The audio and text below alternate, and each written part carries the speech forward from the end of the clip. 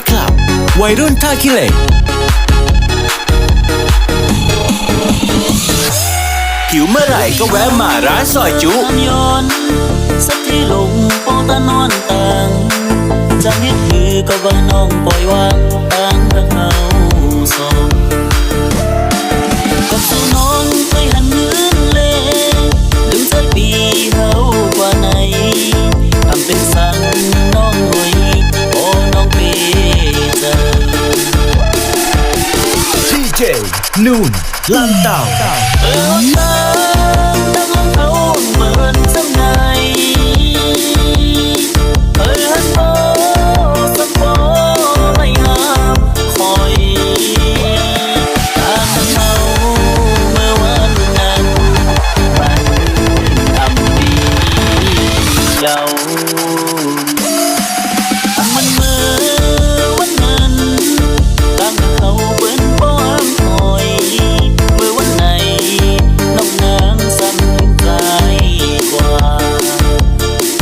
เป็นสั่งตัวน้องปีใจว่าได้น้องอีที่ลืมมาเลยว่าทำเป็นเธอน้องนางเมื่อเธอโทรดีเจนูนลั่นเต่า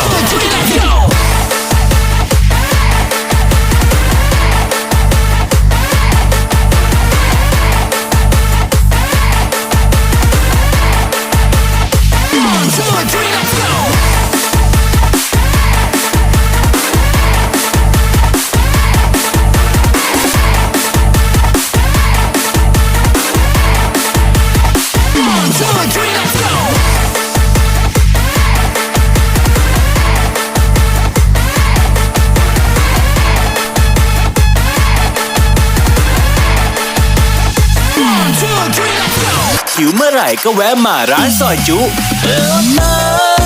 ตั้งเขาเหมือนจังไงฮันโตสักโบไม่หามคอยตาเขาเมื่อวันนั้นมันทำดีบ่ายซอแก้วชื่อนี้มีแต่ของอร่อยมัน